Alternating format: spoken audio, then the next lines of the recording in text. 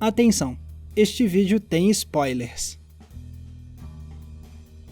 O que não falta na internet são listas de filmes que todo aspirante a cineasta deveria assistir. E de fato, os filmes que aparecem nessas listas são ótimas obras para aprender por meio do exemplo. Mas tem um longa que, para minha surpresa, não aparece em muitos desses artigos. Um filme que eu com certeza passaria para alunos caso eu fosse professor de um curso universitário de cinema. 12 Homens e uma Sentença, de 1957 e dirigido por Sidney Lumet. Porque com esse filme, aspirantes a cineasta conseguem ter uma baita de uma aula sobre como usar as técnicas mais básicas de direção para contar uma história de forma simples, porém impactante. E não se trata de apenas estudar a técnica pela técnica, porque 12 Homens e uma Sentença mostra como essas técnicas podem ser usadas para criar um discurso por meio da encenação. Então hoje vamos analisar esse clássico mais de perto e ver por que eu considero ele indispensável para quem quer fazer filmes um dia.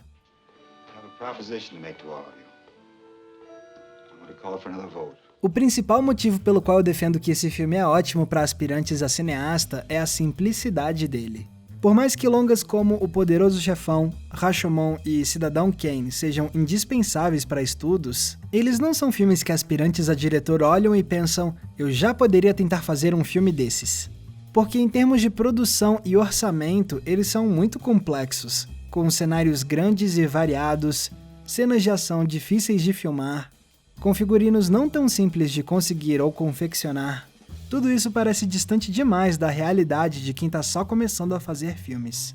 Mas com 12 Homens e uma Sentença acontece o oposto. Esse é um tipo de filme que cineastas iniciantes não teriam tanta dificuldade em produzir, porque o longa segue um conjunto de regras muito restritas. Para entender melhor isso, vamos recapitular do que se trata a história. No filme, vemos que um jovem está sendo julgado pelo assassinato de seu pai. As argumentações dos advogados acabaram e agora chegou a vez do júri se retirar para deliberar qual vai ser o veredito, que pode ou não punir o rapaz com uma sentença de morte. E agora, pelo restante do filme, vamos ficar confinados numa sala com esses 12 homens, vendo eles discutindo calorosamente para chegar a uma decisão unânime. E isso significa que temos aqui uma série de limitações. Tirando umas cenas muito breves no tribunal, temos essencialmente só um cenário para trabalhar. Temos também um número restrito de atores. Além disso, o figurino é bem simples, basicamente só roupa social. E sem contar que não temos uma variedade muito grande de ações para mostrar, já que o filme é basicamente um longo diálogo. E ao perceber isso tudo, fica claro como esse poderia ser um ótimo exercício para aspirantes a cineasta. Porque eles podem se perguntar, como eu filmaria um longa desses? Como pegar uma história sobre 12 homens que passam 1h30 conversando numa sala e transformar isso em algo cinematográfico? Algo que seja visualmente impactante e que nos mantenha engajados o tempo todo. Ou seja, por mais que em termos de produção essa seja uma obra simples, a tarefa de transformar esse roteiro em um bom filme é com certeza um grande desafio. E é claro que o diretor Sidney Lumet entendia o tamanho desse desafio. Ainda mais levando em consideração que esse era o primeiro longa-metragem para o qual ele havia sido contratado para dirigir. Mas pelo menos ele já começou com uma vantagem. O roteiro escrito por Reginald Rose era incrível, algo que sempre facilita a vida de um diretor. Agora era pegar essa ótima história e tentar transpor para as telonas. Como esse é um roteiro mais baseado em cenas de diálogo, seria fácil filmar os personagens com planos mais fechados e ficar cortando de um para o outro. Mas convenhamos, manter isso por 1h30 pode acabar ficando entediante. E é por isso que Lumet buscou criar uma grande variedade de planos, para que sentíssemos que a história está em constante mudança, apesar das limitações espaciais. É por isso que o diretor vai usar cada um desses homens como um elemento gráfico e tentar criar diferentes combinações de enquadramentos estáticos. Muitas vezes ele faz isso para explorar geometrias diferentes. Disposições mais retangulares, ou triangulares, ou um par de cabeças para trazer algo mais arredondado, e de vez em quando temos os homens enquadrados da cabeça aos pés para trazer uma série de linhas verticais. Outra tática de Lumet é não se focar apenas nos rostos dos personagens, mas também explorar outras partes do corpo de forma que faça sentido. Nessa cena de votação, por exemplo, temos quadros fechados nas mãos, o que possibilita um breve momento de suspense, porque dessa vez uma mão a mais se levantou.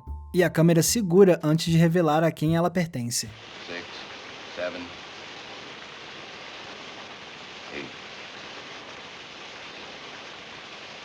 Lumet sabia também como compor um quadro para traduzir dinâmicas entre personagens. Aqui, só de bater o olho você entende como um desses homens está sendo o mais teimoso, o mais do contra. Também tem esse outro trecho aqui. Nele, um dos jurados fala para o outro o seu argumento sobre a faca usada no crime. Aqui o diretor poderia simplesmente ter enquadrado os dois personagens de perfil. Mas, em vez disso, ele compõe o quadro assim. Porque essa é uma cena em que um jurado está combatendo retoricamente o seu colega. E com essa composição de quadro, ele parece estar prestes a avançar sobre o outro jurado. É quase uma posição de ataque. Sem contar que esse jurado está muito maior no quadro, fazendo ele parecer mais dominante e ameaçador. I'm just saying it's possible the boy lost his knife and that somebody else stabbed his father with a similar knife. It's just possible. Beleza, essas são ótimas formas de lidar com planos mais estáticos. Mas Lumet queria criar ainda mais variedade visual. Por isso que ele aproveita para movimentar seus atores pelo cenário. Eles exploram os diferentes cantos, interagem com o ambiente e sempre fazem isso de forma natural. Esses movimentos nunca parecem gratuitos ou desnecessários. É como aponta o canal The Royal Ocean Film Society em sua análise sobre o filme. Ao liberar tanto movimento, o diretor valoriza o trabalho dos atores, já que a atuação não se resume apenas a expressões faciais. Uma enorme parte da atuação é a linguagem corporal, que traduz muito sobre a personalidade desses homens. E tão importante quanto o movimento dos atores é também o movimento de câmera. A genialidade de Lumet nesse quesito é como ele consegue usar de maneira muito discreta os mais básicos movimentos de câmera para nos manter imersos. Quer criar uma fluidez na hora de ir do argumento de um jurado para o argumento de outro? Então, em vez de cortar para o próximo jurado, por que não simplesmente se mexer para o lado, dando uma continuidade mais imediata para o debate? Eu gosto muito também de como Lumet vai dando close nos atores quando seus personagens estão expondo com calma seus argumentos. Aqui, por exemplo, a câmera passa um bom tempo parada nessa posição. Mas à medida que o jurado começa a desenvolver suas ideias, a câmera lentamente nos aproxima, como se o argumento dele tivesse um magnetismo em sua lógica. Sem contar que isso vai fazendo o personagem engrandecer na tela, a presença dele fica mais forte. É uma estratégia muito simples, porém eficiente para nos dizer: presta muita atenção no que esse cara tá dizendo. E não tem como falar do movimento de câmera do filme sem apontar como Lumet usa o plano sequência. Se muitas vezes esse tipo de plano costuma chamar atenção para si com coreografias mais rápidas e elaboradas, aqui temos uma abordagem muito mais sóbria. Por exemplo, logo quando os personagens entram na sala no começo da história, temos um plano sequência de mais de 6 minutos. Mas a gente pode mal perceber isso porque a câmera para num ângulo, fica ali, depois muda para esse canto aqui e fica mais um tempinho, depois se move para cá e fica mais um tempo, e por aí vai. Lumet vai repetir essa estratégia várias vezes ao longo do filme. Inclusive, ele usa isso em conjunto com a movimentação de atores e com as composições estáticas para criar diferentes enquadramentos dentro do mesmo plano. Afinal, muitos planos sequências preservam o mesmo tipo de enquadramento durante toda a sua duração. Mas olha como Lumet cria variedade dentro do mesmo plano. Aqui começamos com um plano de conjunto e ângulo alto. Em seguida, a câmera se aproxima e agora temos um primeiro plano na altura dos personagens. Depois, outro plano de conjunto, só que mais fechado. E por último, um close do personagem. Assim, temos diversidade visual, mas sem perder o senso de unidade de espaço e tempo.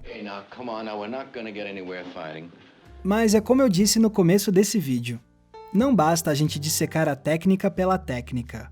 Porque bons cineastas amarram as suas técnicas com um raciocínio geral, criando uma coesão na experiência do filme. O que esses movimentos, enquadramentos e composições nos dizem sobre a obra como um todo?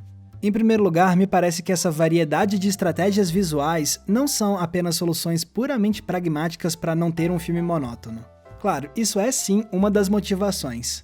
Mas se Lumet praticamente não repete nenhum enquadramento, se ele faz tudo se reordenar visualmente a cada instante, é porque ele está refletindo a progressão discursiva que acontece na sala. Esse é um grande jogo de ideias, com personagens se confrontando, convencendo uns aos outros, mudando de lado. Aqui, argumentos, ideias e ideais estão em constante circulação para tentar chegar a uma resposta. E toda essa reorganização de perspectivas intelectuais é intensificada pelo constante rearranjo da encenação de Lumet. What's the difference? He got on, did he? I mean, he got there, didn't he? No, wait a He second. said he ran. At least I think he did. E isso sem contar como as restrições de produção casam perfeitamente com a trama. Nós já vimos que o filme precisa se virar com seus limitados elementos visuais para contar a melhor história que pode, certo? Ora, isso é essencialmente a mesma tarefa do júri. Eles precisam chegar a um veredito, mas sob diversas restrições. Eles não podem sair e investigar mais, não podem obter novas evidências, ou então entrevistar novas testemunhas. Assim como o próprio filme, o júri está limitado pelo pouco que lhes foi fornecido. E agora eles precisam fazer o melhor que podem com o que têm. We're talking about somebody's life here. We can't decide it in 5 minutes, supposing we're wrong. Supposing we're wrong. E o resultado de todas essas limitações é um filme de estética imediatista. Só importa o que acontece aqui e nesse instante. Nada de flashbacks da noite do crime, nada de mostrar o que acontece fora da sala. Nossa experiência gira exclusivamente em torno desse momento.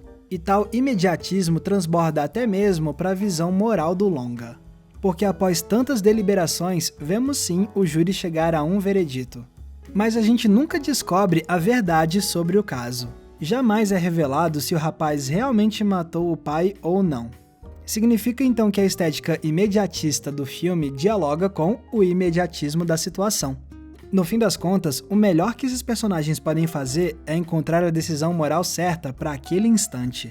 Qualquer outra grande verdade está fora do alcance deles. It's not easy to raise my hand and send a boy off to die without talking about it first.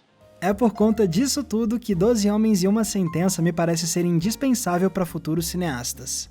O filme tem algumas das limitações mais comuns a filmes de iniciantes, e ainda assim ele encontra soluções criativas para fazer um longa de visual hipnotizante e de coesão narrativa impecável. O que só mostra como, às vezes, o pouco é sim suficiente para criar uma grande obra de arte. Galera, muito obrigado por terem conferido o episódio de hoje. 12 Homens e Uma Sentença é um filme fantástico, não é à toa que eu escolhi ele para ser o filme que a gente debateu no último Cineclube Entre Planos. Caso você não saiba, o Cineclube é uma das recompensas que a gente oferece para quem é apoiador do Entre Planos lá no Apoia-se. E isso que a gente oferece muitas outras recompensas para quem é apoiador. Então, se você quer conferir quais são os conteúdos exclusivos e se você quer ajudar a gente a financiar nosso trabalho, é só conferir a nossa campanha do Apoia-se. O link tá aqui embaixo na descrição. Lembrando também que se vocês quiserem me acompanhar nas redes sociais, é só me procurar usando os nomes que estão aparecendo aqui embaixo. E não se esqueçam, é claro, de curtir esse vídeo e se inscrever aqui no Entre Planos para não perder nenhum dos nossos episódios. Mais uma vez, muito obrigado pela audiência, um abraço e até a próxima sessão.